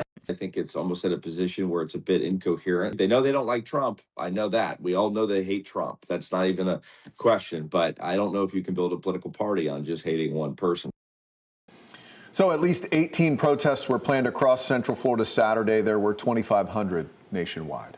Also this weekend, the city of Orlando hosted more than 200,000 people at the 21st annual Come Out with Pride celebration. Thousands of people from across Florida joining for the parade, followed by a festival around Lake Eola on Saturday. The festival marks the first large-scale Pride event since the Florida Department of Transportation painted over the rainbow crosswalk at the Pulse nightclub memorial, sparking protests. As a gay man, it's amazing to be in a space like this where I can be free, I can be myself, and I can be around others that are just like me, that are a part of the LGBTQ space.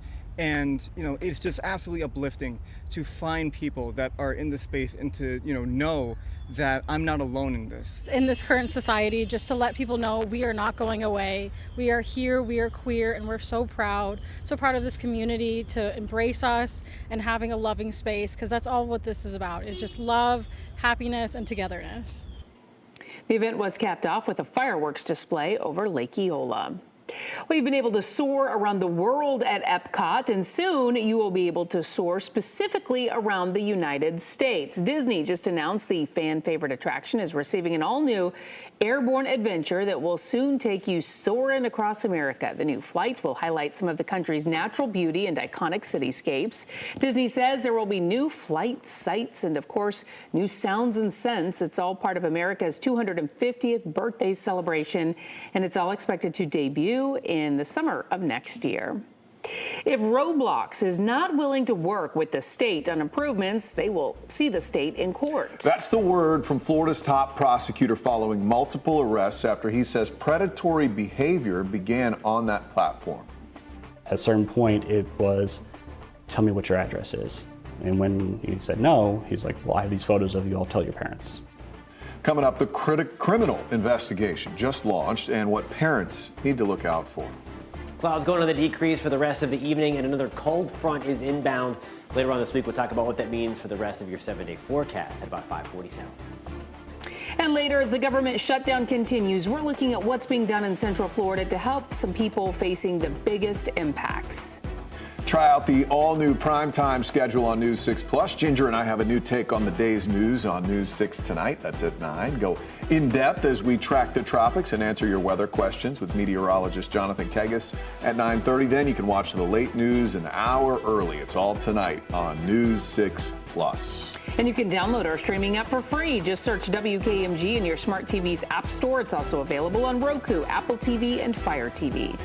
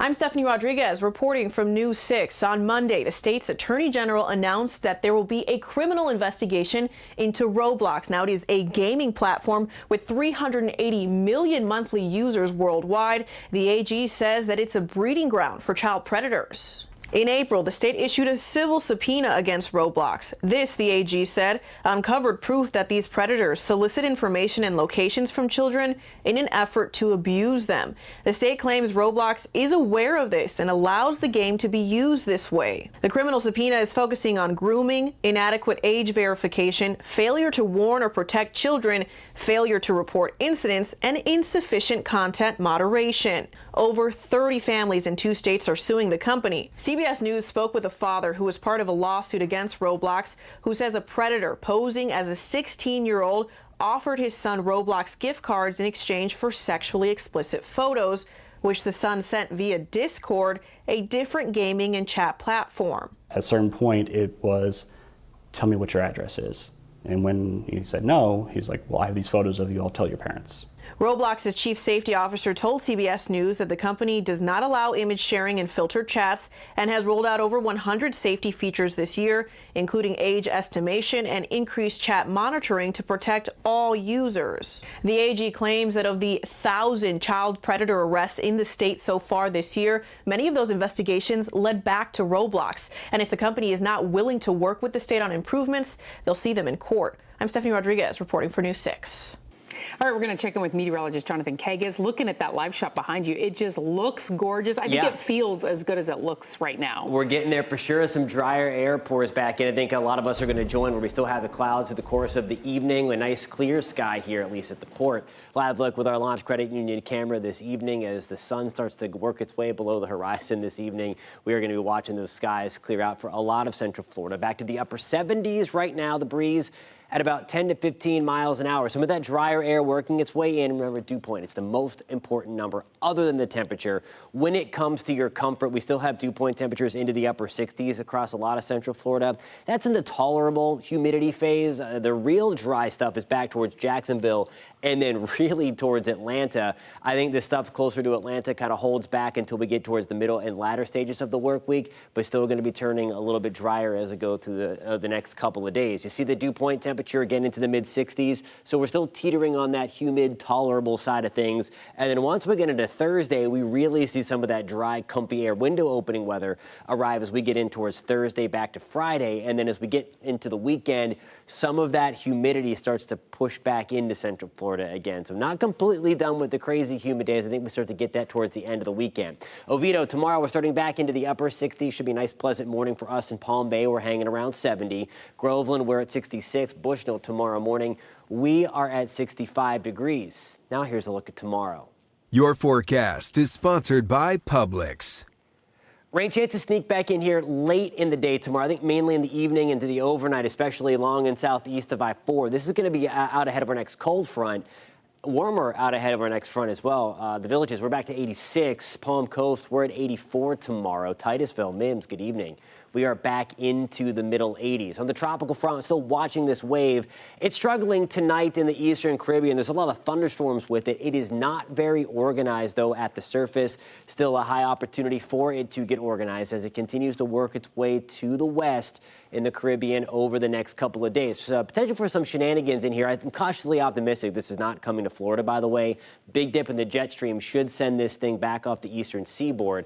This GFS model, by the way, it has this big chunk of high pressure, and most models do have this part. The opportunity for this to stall in the central Caribbean, the GFS wants it to stall closer to Hispaniola on the northern side in the southwest Atlantic. Either way, this should continue to lift away from Florida. Again, the threat for this to work its way, any kind of tropical impacts from this thing, very low for Florida and western Cuba. I think the highest opportunity for any kind of impacts when it comes to the thing developing down here are really from Jamaica to the eastern tip of Cuba and then back towards Haiti and the Dominican Republic. So watching that closely.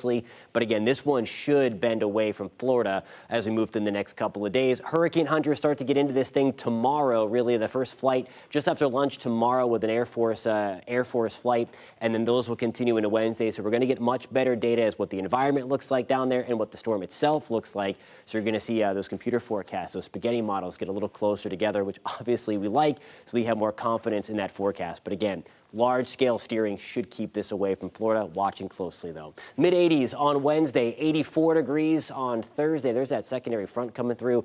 Only takes our temperatures back to the lower 80s, but it's going to feel a little bit drier getting into the weekend, guys. All right, Jonathan, thank you. Well, the government shutdown continues this week, and TSA workers and air traffic controllers are facing major impacts. Here in Central Florida, something is being done about that. Coming up, the food drive, helping workers get the essentials and what you can do to help out. Coming up in the morning, fixing some of Central Florida's busiest roads. One local county is out with a new list of the top spots in need of improvements when drivers could see some relief. Plus, weather and traffic every 10 minutes. We'll see you for News 6 mornings starting at 6. And here's a live look at Daytona Beach. You're watching News 6 at 5. We'll be right back.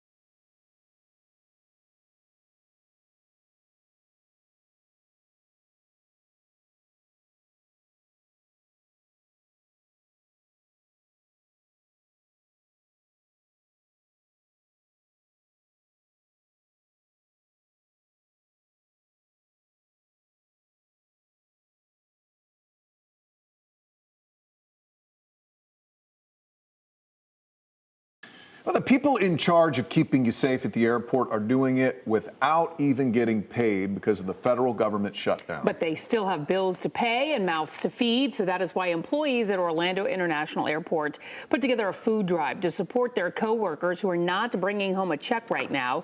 News 6's Alex Cook met people delivering donations and asked them what moved them to help. I'm just outside the departures section of Terminal C at Orlando International Airport, where airport employees are taking donations for federal workers like TSA agents who aren't being paid during the federal government shutdown. All day, people have been pulling up, offering groceries and gift cards, and they will be out here through Friday accepting those donations. Orlando International Airport sent out this list of donation suggestions, which they note must be non-perishable, unopened original packaging, and not expired.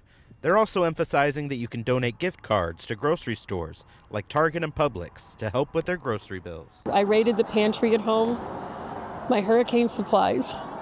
There's Chef Boyardee ravioli, there's Spam, there's nice progressive soup, some breakfast cereal, fresh bread. Lance Little, CEO of the Greater Orlando Aviation Authority, wanted to thank the federal workers for keeping travelers safe even through this difficult time. They've just been doing a tremendous job under the circumstances to keep our airport open. He says the food drive is the least the airport can do for the federal employees who work there and is happy to see people donate. It shows how much people care and how much people value our federal partners. People like News 6 viewer Marty Bassett, who has been following the news about the shutdown closely. And my husband and I brought food for the workers here that, you've been talking about on Channel 6. And so we went through our pantry last night and we came up with 4 boxes of canned goods and different things that we wanted to bring and give to the workers. Cheryl's donation came with a message of hope. And right on the box, I put a note from a quote from a gentleman, a reverend called Dr. Robert Schuller, and it says, "Tough times never last, but tough people do." In Orlando, Alex Cook, News 6. Some good folks in this area. Again, you're asked to bring donations to the Terminal C departures curb at Orlando International from 9 a.m. to 2 p.m. It's now through Friday. Orlando Executive Airport will also take donations all week. Requested donations are non-perishable food items, pet food, soap, cleaning supplies. They're also taking $10 gift cards to places like Publix, Walmart, and Target. Love that. Ginger Gadsden is in the newsroom now with what we are working on for News 6 at 6. All right, so listen up, Orlando drivers. You will soon see more red light traffic cameras pretty soon, where you may see these cameras get installed and how much a ticket could cost you. Plus, the latest budget battle between Seminole County leaders and the state's CFO. We'll have that story coming up. And this is a live look now at downtown Orlando from our Light Orlando Delivering Hope camera. Meteorologist Jonathan Kagas has a good-looking forecast headed your way, but he's also got something else you'll want to keep an eye on. You're watching News 6. We'll be right back.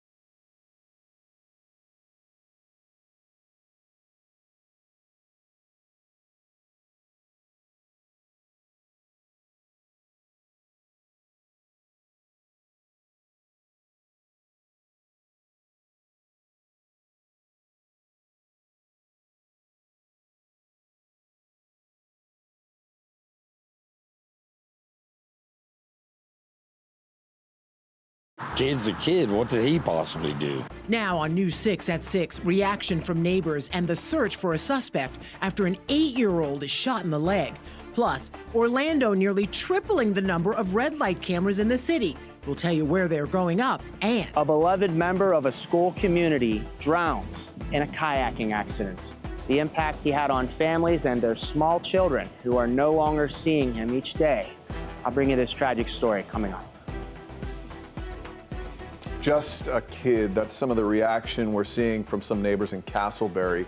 We just got an update from police after an 8-year-old was shot this weekend. Investigators say the boy was not the intended target. Yeah, police say the 8-year-old is okay and out of the hospital. They believe another man at the same apartment complex was targeted and a bullet ricocheted and hit the child in the leg. Your Seminole County community correspondent Catherine Silver found out detectives are trying to figure out if a second person who was shot is also connected to the case.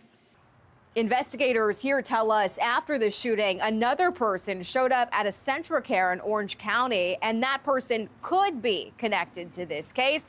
There are still a lot of questions about what happened this weekend and why. Stay down. 911, police, fire, or medical. Newly released 911 audio reveals the aftermath of a shooting at this apartment complex close to 436, where Castleberry police say an 8-year-old was shot in the upper leg Sunday afternoon. I heard cars pull out and everything. The caller describes hearing gunfire and a quick getaway. You just heard cars pull off?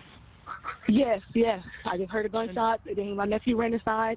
Castleberry police tell News 6 the shooting wasn't accidental and it was not an incident of domestic violence, but they believe the people involved knew each other. That's crazy. Neighbors we spoke with Monday said this isn't the first time they've seen police here. There was a murder out front of my building a couple years ago.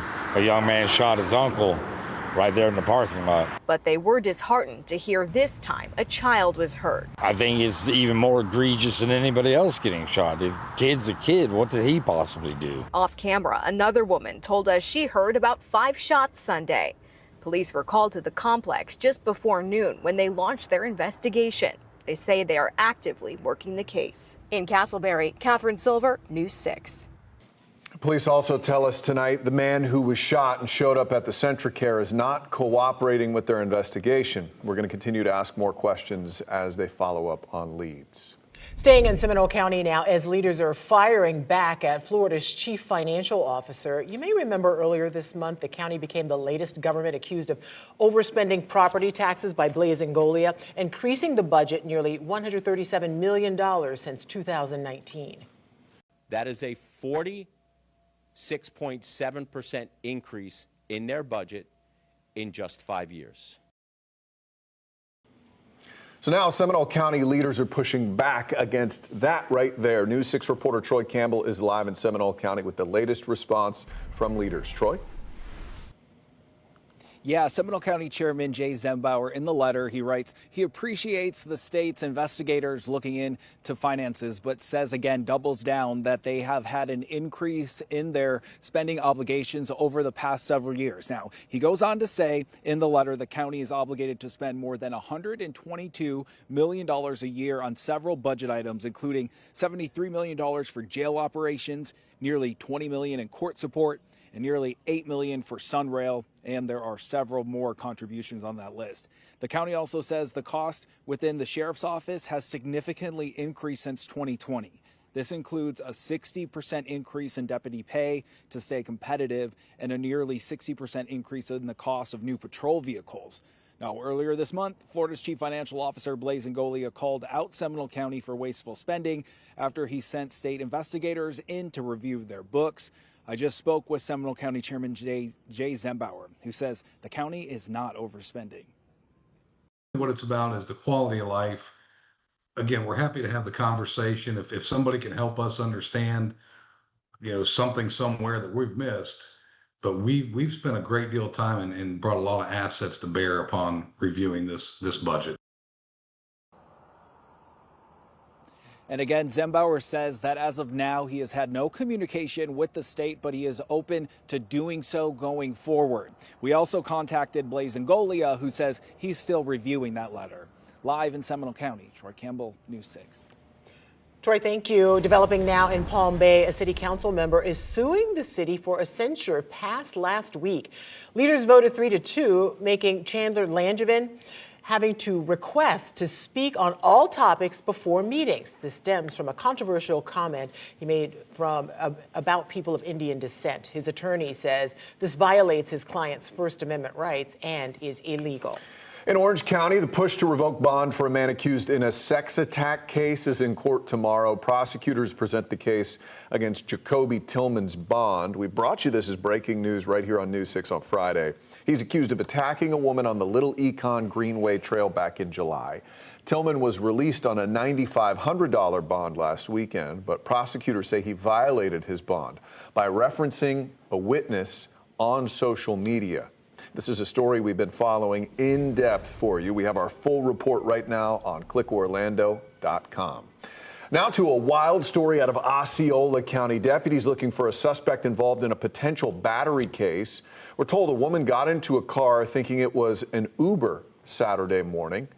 Detectives say, actually this is the wrong video here. Detectives say that person was able to escape eventually by jumping out of a car. This is in reference to that other story that we were talking about earlier.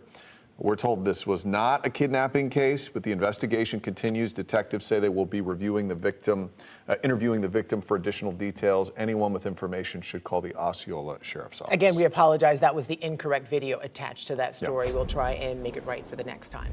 All right, turning now to our forecast. Meteorologist Jonathan Kegas joins us. Nothing to complain about, really. No. It was a nice weekend. Today was nice. It was very nice. Yeah, we're going to keep things, I think, pretty nice. The cloud cover is still out there.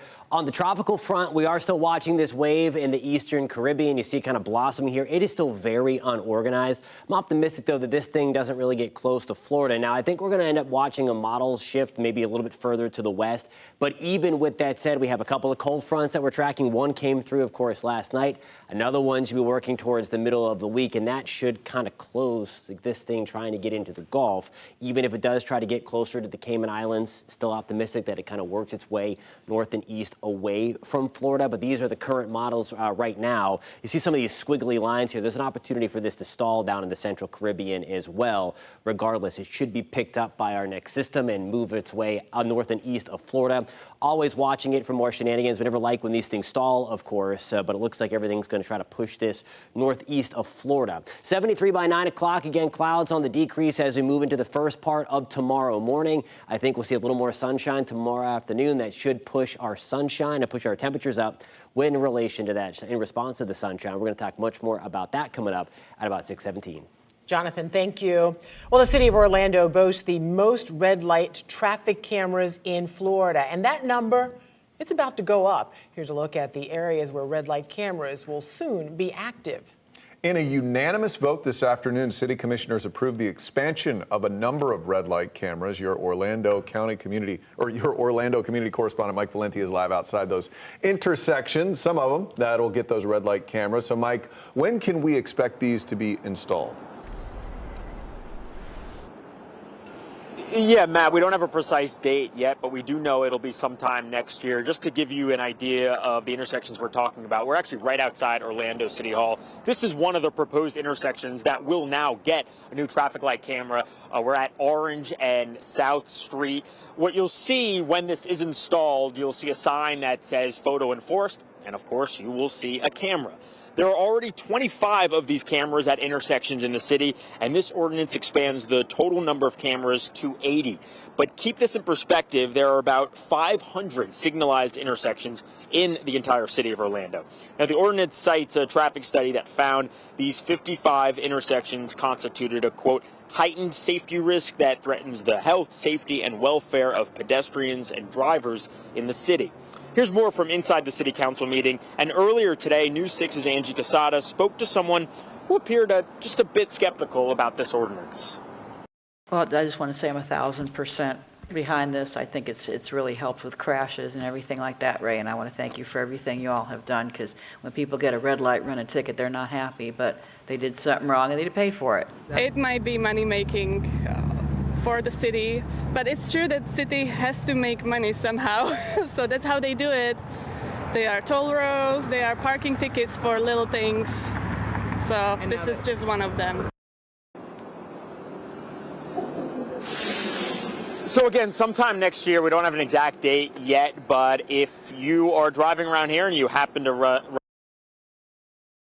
but if you do, you will get a notice in the mail that says you have to pay a penalty of $158. That is the standard penalty per the existing ordinance. But it's important to note that you have a 30-day grace period. From the moment this is installed, you then have 30 days. If you happen to run the red light, you'll get a warning. And after that, that is when the penalty will kick in. For now, we're live outside Orlando City Hall. I'm your Orlando community correspondent, Mike Valenti, News 6. That $150 stings. Mike Valenti, thank you. Well, after a tragedy on the water this weekend, it's the first day students didn't see one of their favorite people at their school. Yeah, students as young as kindergarten say 64-year-old Edgar Almeida could always make them happy with a little kindness and a big high five. Your Palm Bay community correspondent James Barbero tells us what happened to a man who families and students adored. Saturday morning here on the Indian River, the FWC says this man, Edgar Almeida, drowned in a kayaking accident. I just got this photograph of the 64-year-old from where he worked the last 8 years, Odyssey Charter School. It seems fitting the principal sent me a picture of Mr. Edgar with a smiling student because in an email to parents titled, "Loss of Mr. Edgar, our beloved custodian," the school wrote how his kindness and care touched everyone. It reads, he will be missed by all students and staff. It's a tragedy, and our kids are just really sad about it. Kids like kindergartner Jeremiah. He touched all of our lives. Along with the email families got over the weekend, students told me they heard what happened to their friendly janitor during the school announcements. And how are you going to miss Mr. Edgar? Very much. He was very nice to everybody and me. He gives everybody high fives, everything, so much. The FWC says people who were here Saturday saw Mr. Edgar struggling to paddle against the wind as he tried to kayak out to one of the islands in this part of the river. A full investigative report that should tell us more about what happened isn't ready yet, but I've requested it once it is. In the meantime, the Odyssey campus says teachers and counselors will help students get through school without Mr. Edgar. Families are being asked to remember the positive impact he had on his community. My condolences to the family. That's a really terrible thing. And my condolences to the staff. He was a great guy. In the school's full email to parents, it directs families who to contact if they're seeking even more support during this tragic time. We've shared that full email too in this story on clickorlando.com. In Brevard County, I'm your Palm Bay community correspondent, James Sparvero, News 6. I'm investigator Louis Bolden. A Lady Lake woman is out of nearly $150,000 after crooks posed as government employees and tricked her out of her money. It's a scam that's happening more and more. We'll tell you how to protect yourself. Coming. This portion of the news is sponsored by Advent Health, helping the communities we serve to feel whole.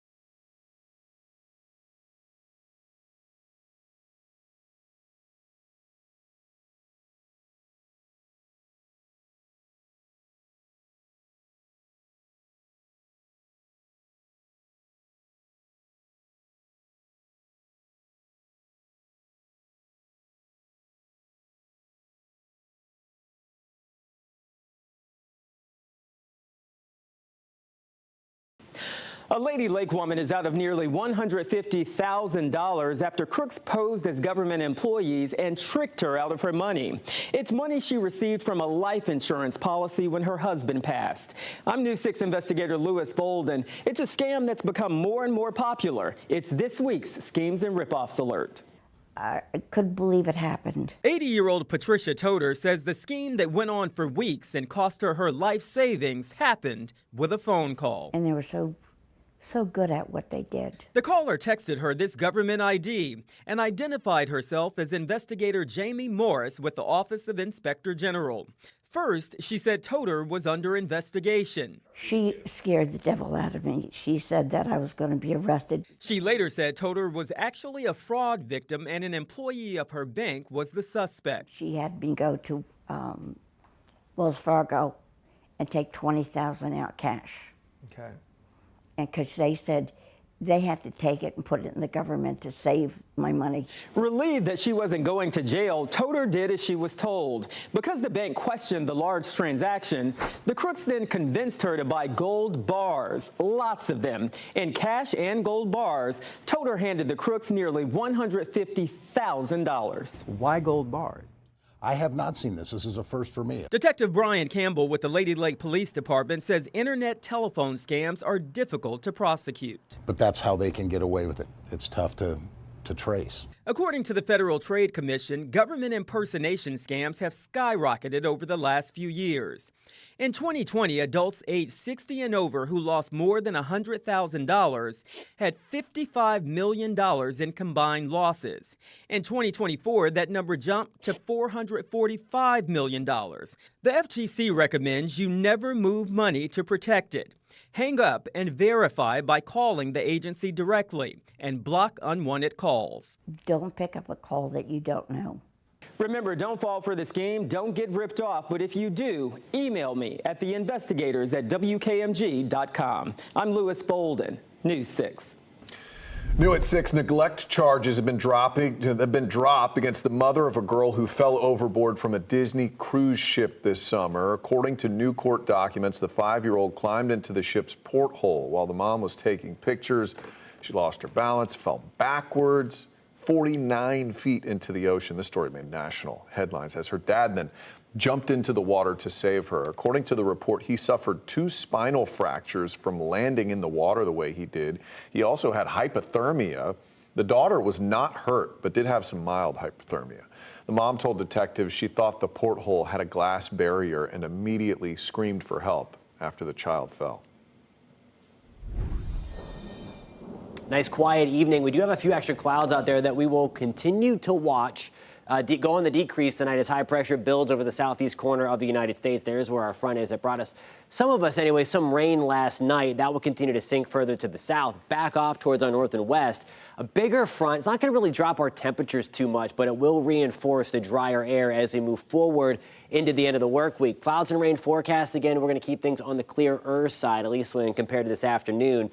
Through the overnight, by tomorrow morning, a few extra clouds try to bubble back up and kind of move through the area. This is out ahead of our next front as we do bring in a little bit more warmth and some moisture back into play. I think most of the afternoon is dry. Late tomorrow evening, though, could be watching for a quick shot of downpours here. That's going to be 8 o'clock on your Tuesday evening. Note the whites start to increase again, and there's a little flare up. It's not going to be much. Rain chances tomorrow only at about 20%, and that's mainly, again, for the latter stages of the evening and even into the overnight. Gorgeous shot here, though. If you're not looking at your TV screen right now, this is Daytona Beach. That is a live look this evening with air temperatures back into the mid-70s. We still have a few extra clouds out there. Those are going to try to work their way back out of the picture with a north breeze helping to bring some drier air back down the Florida Peninsula. When you wake up tomorrow, we're in the low 60s in Ocala, mid-60s in Palm Coast. Good evening in Oviedo. We are at 67 Groveland. We're going to wake up to temperatures in the mid-60s. Now here's a look at your afternoon. Sponsored by Strata Air Conditioning and Heating. AC emergency? You ought to call Strata. We're back to the mid to upper 80s, so out ahead of that cold front that arrives on Wednesday, we're going to pump in some extra warmth. Again, rain chance is pretty low. Through the afternoon, we're dry, 20% shot for the evening, but we do climb back into the upper 80s in Kissimmee. Holopog, good evening. We're back to 87 as well.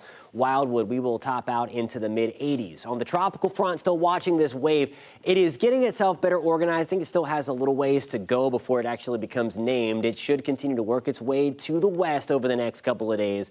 I think the Gulf is closed, though, so I don't see this being a big issue for Florida. We are watching for the turn to happen. I think it might end up happening a little bit further west than some of the current modeling shows, but nonetheless, it should work its way up anywhere between the Cayman Islands and then where you see it here from the Dominican Republic into Haiti. But still, I think the Gulf is going to be closed with these cold fronts coming down to kind of guide it away from the southeast corner of the United States. Keeping a close eye on it, of course, but again, I think I'm cautiously optimistic here that this thing bends away from Florida. 86 degrees on Wednesday, back to the mid-80s on Thursday behind another cold front. Again, we don't really drop the temperature much, but we will see some of that drier air filter back in as we get towards Thursday and Friday. I think we'll see the humidity creep back up a little bit on Sunday. That'll give us a slight opportunity for a few showers to close out your weekend, guys. All right, Jonathan, thank you. Ryan's here now at sports. Well, the search is on in Gainesville. It is indeed. The next full-time head coach, guys, will be the Gators' 5th since Urban Meyer led the program to a pair of national titles. Feels like a long time ago. It does. News 6 was in Gainesville today to hear from athletic director Scott Strickland and players, plus an FSU football update. And the Bucs are in Motown for a huge Monday night showdown. The NFC's top team hopes to stay on top against the Lions. We'll be right back.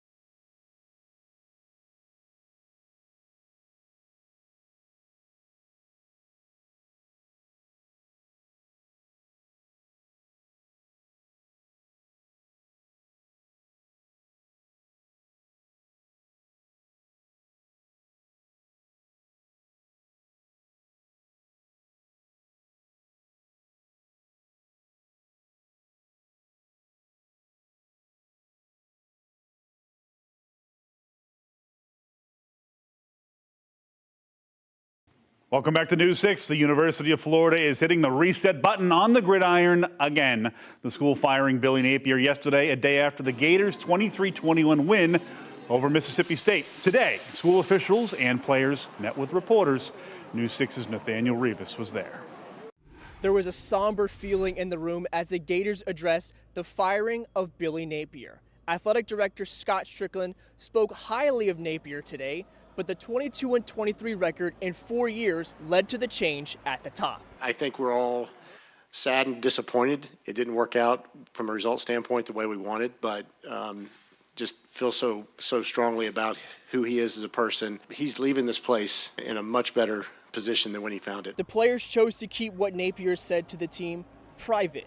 They were visibly downbeat and shared how they are handling it. We were all pretty upset about it, but you know, we understand that it's a production business and it is what it is. It's been hard for sure. You know, Coach Billy Napier, he recruited me here, and I'm forever thankful for him. My family's forever thankful for him. But the season isn't over. With 5 games left, the players want to fulfill Napier's parting words. Finish. I'm a Florida Gator, man. You know, I'm focused right now. My biggest focus right now is these 5 games and continue to better my craft and continue to develop as a player. I'm a Gator, and I'm just focused on rallying these guys for these last 5 games and just keep rolling. Interim head coach Billy Gonzalez said play calling will be a collaborative effort between the offensive coordinator and the quarterback's coach. The team is on a bye week before heading to Jacksonville to take on Georgia.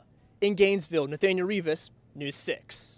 All right, thank you, Nathaniel. Mike Norvell still has his job at Florida State, but he'd better turn things around fast after the Noles lost their 4th consecutive game over the weekend. Today, Athletic Director Michael Alford issued a statement touching on the school's lofty goals that read, in part, quote, "We embrace those expectations while also sharing the deep disappointment when results on the field are short of that standard. We are fully committed to helping Coach Norvell and the 2025 Seminoles strongly rebound in the coming weeks," end quote. Alford did add that there will be a comprehensive evaluation of the program following the season. So certainly some obvious disappointment in Tallahassee and in Gainesville.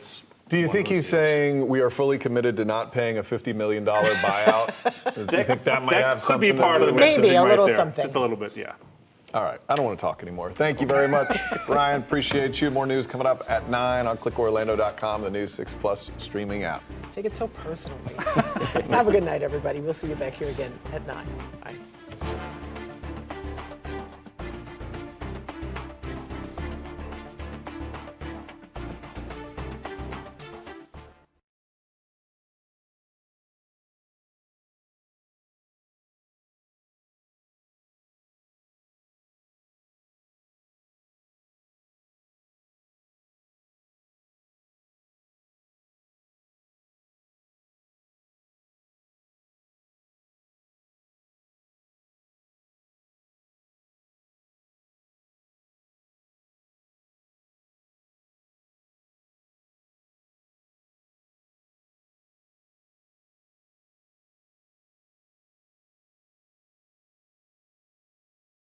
The battery wasn't working in the control, but it wouldn't use the clock.